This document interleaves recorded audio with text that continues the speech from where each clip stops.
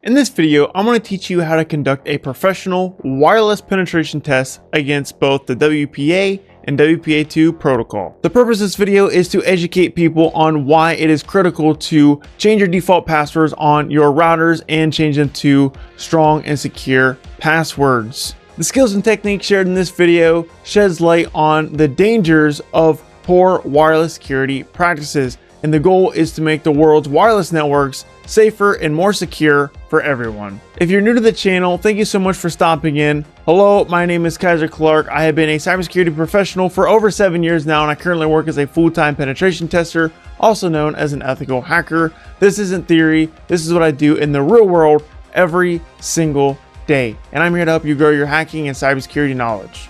This demo is for educational purposes only. Ethical hacking is legal and differs from illegal hacking. Always ensure you have legal permission before performing what you see in this demo. Alright, so the first thing you want to do is check to see if your wireless card is available on your Kali Linux machine. To do this, we do an iwconfig, push enter on this, and you should see a wireless adapter. In this case, I have WLAN 0. Now you might see a different number, and you might even see multiple adapters if you have multiple adapters. In my case, I have a single adapter, WLAN 0. If your wireless adapter isn't showing up or you're stuck without a Wi-Fi interface right now, pause this and check out my other video on how to fix alpha adapter issues in Kali Linux. It walks you through driver installs, kernel mismatches, and getting your adapter detected. Once you're connected, come back here and pick up where you left off. Link in the description. Next, we want to check and kill conflicting network management processes. We do this by doing a sudo airmon-ng check kill. Push enter on this, and as you can see, it killed WPA supplicant, which is actually a command we're going to be doing later in this video, but it will kill any and all Wi-Fi processes, because at this point in the Wi-Fi hacking process, you want to be starting with a blank slate. Now you want to put your wireless card into monitor mode for network discovery. To do this, you need to do a sudo airmon-ng start WLAN 0 or whatever interface number you have. Push enter on this, and as you can see, we have monitor mode enabled. One thing that is really important to pay attention to is that with some Wi-Fi adapters, when you put them into monitor mode, the interface name will actually change from WLAN 0 to WLAN 0 mon, and that looks like this, WLAN 0 mon. And if that happens to you, you will know, because under the interface section here, you'll see WLAN 0 mon, and mon stands for monitor mode. My interface did not change. My interface is still WLAN 0. If yours did change, not a big deal. You would still follow the same exact commands as they're laid out in this video. You would simply sub out WLAN 0 with WLAN 0 mon. Let's go ahead and clear out the terminal. And next, we have to discover networks. We do this by doing a sudo arrow-dump-ng --band abg, and then whatever your interface is called. Now, important note about --band ABG. You do not need to do --band ABG. However, I recommend it because it scans on all the wireless protocols. By default, arrow-dump-ng only scans in the 2.4 gigahertz range. If you want to scan and monitor networks in all ranges, then I would recommend doing --band ABG. And you want to push enter on this and type in your sudo password if it's prompting you for that, and it will start monitoring networks. And as you see, there are several networks around me, and I'm actually going to cancel this right now because the one that we are interested is already here. So I did a Control-C to quit that, because like I said, the one that we are interested is already here, and that would be this one right here.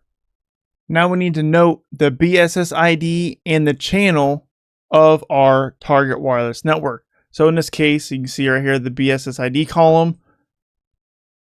Right here is our BSS ID. So I would copy this and put it in our notes. And you also want to note the channel. So right here is the channel column. And as you can see, we are running on channel 9. Now we want to only monitor the target wireless network. And we do that by doing a sudo arrow-dump-ng and -c for channel. Make sure your channel matches what you have up here. In my case, it's 9. In your case, it might be different. And then we want to do specify the BSS ID. In this case, this is our BSS ID.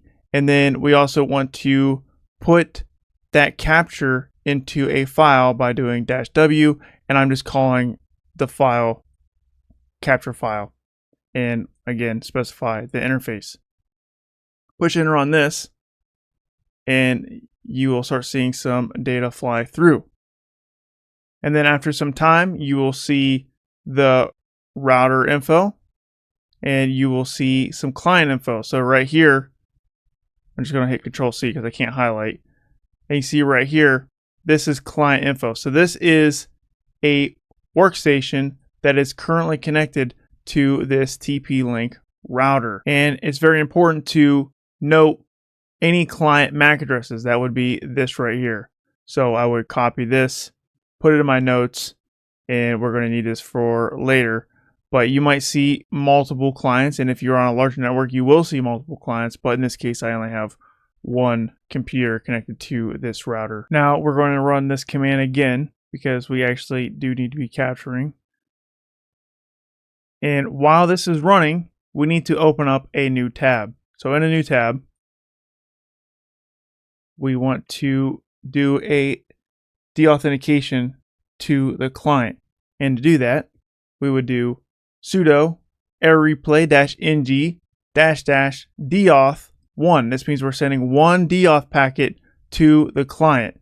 -a is our access point, so this is our router's BSS ID, and -c, which stands for client, is our client's MAC address that we just found.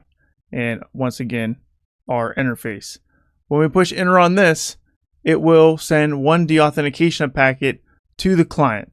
And when the client reconnects to the access point, we will capture a WPA handshake. And it's going to look like this. So enter on this, type in your sudo password if it's prompting you, and we sent the deauth. Go back over here, and as you can see, we already have a WPA handshake. Let's head back over to the other tab because there's something that you need to know regarding deauthentication here. I sent one deauthentication packet to this client and it worked great. And in my experience, it typically always works great. I never need to use more than one deauth packet, but maybe you do. And if that happens to you, then you can change this one to however many deauthentication packets you want to send. You can even change this to a 0 to send continuous deauthentication packets until you tell it to stop. It's also important to know that certain wireless drivers may not even recognize targeted deauthentication signals like this and may only acknowledge deauthentication commands that are broadcasted. So in that case, you would simply drop the -c option. So if you drop the -c option, you will send deauth packets to every single client on that access point. I don't recommend doing that because you typically don't want to DOS the entire network, and you really should be doing this to one client if you can help it. And one deauthentication packet usually goes unnoticed, but in certain situations you might actually need to deauth all of them to capture a handshake. So keep that in your tool belt, but I would say that is a last resort. This right here, this command right here, is the recommended route, but like I said, you can adjust the deauth to however many you want. You can send 0 for continuous, and you can even drop the -c with the MAC address here to send deauths to every client on the network. All right, let's head back over to the other tab. And now we need to take our wireless adapter out of monitor mode. And to do that, we do sudo airmon-ng stop, and then whatever your interface is. If you have a WLAN mon 0, then you'd put that there. In my case, it's WLAN 0. Push enter on this, type in your sudo password if it's prompting you, and as you can see, monitor mode disabled. Now it is time to crack that WPA handshake that we captured earlier. In order to do this, we need to run Aircrack-NG -w and then specify the word list. -w stands for word list, In this case, we're going to do rocku.txt, which is probably the most popular word list out there, and it's really effective in CTF challenges and certification exams. But in the real world, you might need to do a different word list, and that's where your OSINT comes into play. And that's outside the scope of this video. I'm not going to tell you how to build a proper word list, but just know that your word list does matter a lot when it comes to Wi-Fi hacking. Next up, we have -E option, and this is our SSID of our target. So this will obviously be different for you. And then -B is our BSSID, and then we specify the capture file that we captured earlier. Now, I have to do capture_file-02.cap because I ran arrow dump 2 times. If I didn't run it 2 times, then it would have been 01. So if you ran it 1 time, then it'll definitely be a -01 for you, but in my case, it's -02. And if we push enter on this, it will start trying to crack the WPA handshake. And as you can see, RockU can be ran through in, just under an hour. So that's pretty nifty and very interesting to note. Now I'm going to hit Control-C to cancel this, and we're going to get back to the WPA handshake cracking in just a moment. But just know that if you run this command, you can actually omit the -E option and the -B options, so you can actually get rid of this entire part as long as you have the capture file here. Okay, so let me show you the proper word list for my router. So let's go ahead and hit Control-C on this, and we'll actually just clear the terminal. And what I'm going to do is we're going to paste that same command. It's a little bit different. Like I said, I dropped the -E and -B options to prove that this will work without them. And I changed my word list to this 8 digits, and you see it's 8 zeros and 8 nines. So it's basically a word list that has every combination of 8-digit numbers. And I know that my wireless access point has an 8-digit pin. And you might be thinking to yourself, of course you know the pin is 8 digits, Kyser. You have the router right next to you.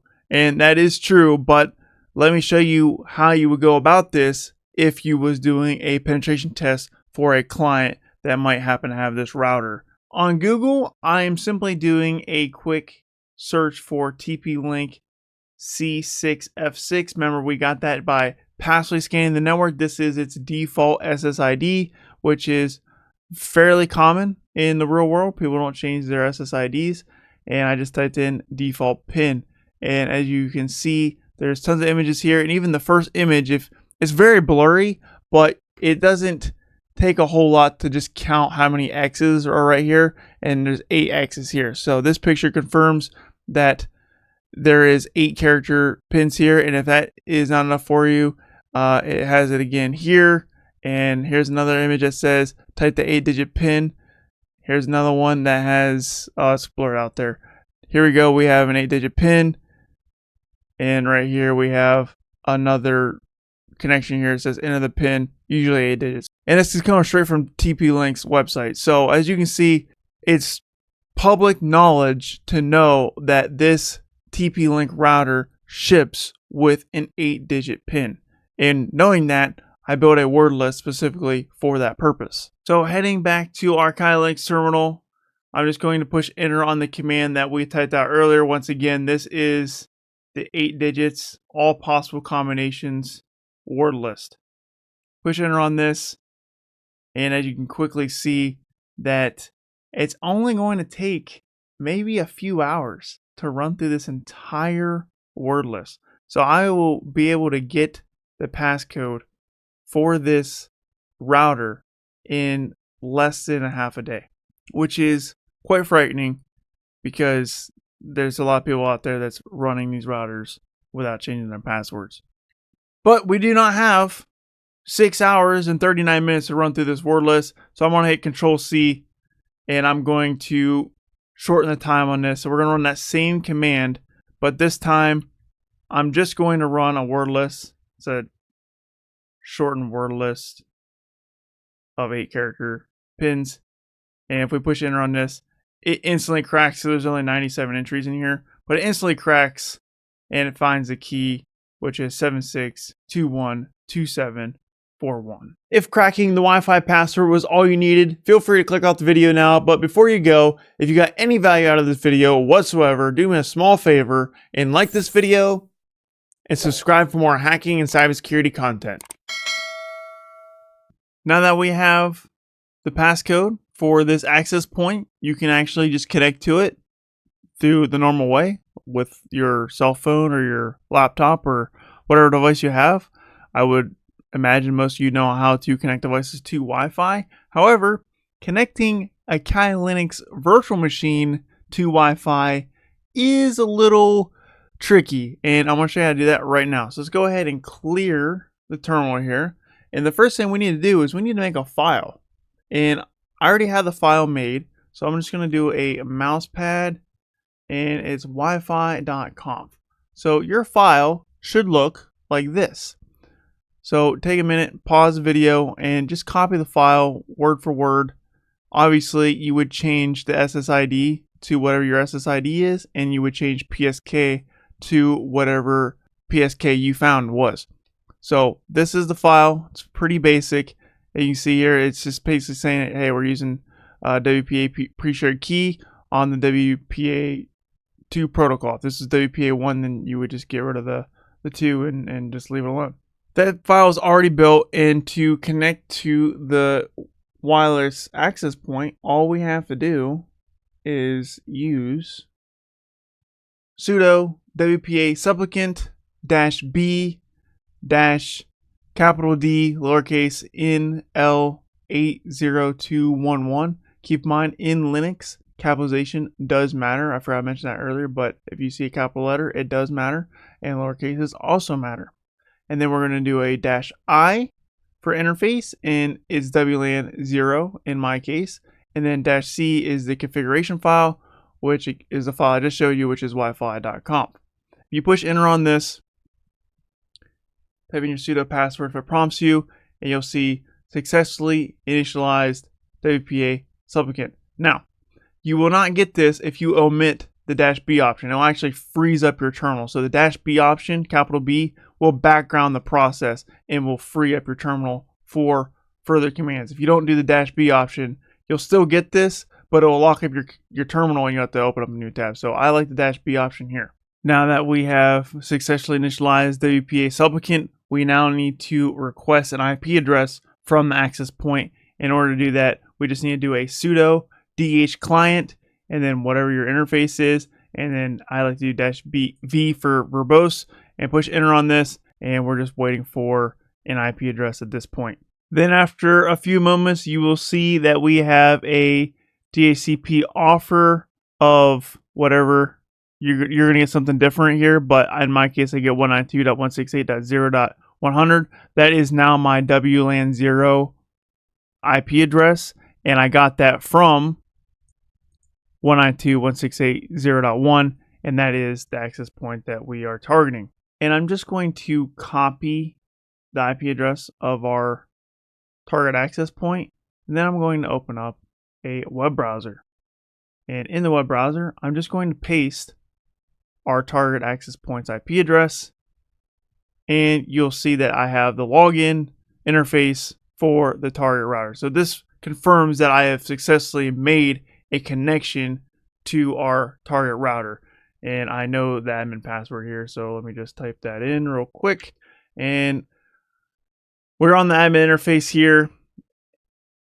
Let's go to network here. Actually, no, wireless. And let's do wireless security. And as you see, there is that same wireless password that we cracked earlier. And just to prove you that that is what was shipped with this router. So I did take this apart. I have been doing some hardware hacking on this router. But if you flip this over on the back, you can clearly see that that was actually the wireless password / pin that shipped with my TP-Link router. If you enjoyed this video and you want to get more hands-on technical demonstrations of other popular cybersecurity tools, then you have to check out my Hack Like a Pro Cybersecurity Tools for Beginners playlist. And if you want to get certified in wireless penetration testing, then I highly recommend going after the OffSec Wireless Professional. And I have an entire video dedicated to how I passed the OSWP exam in 1 week. Click watch now.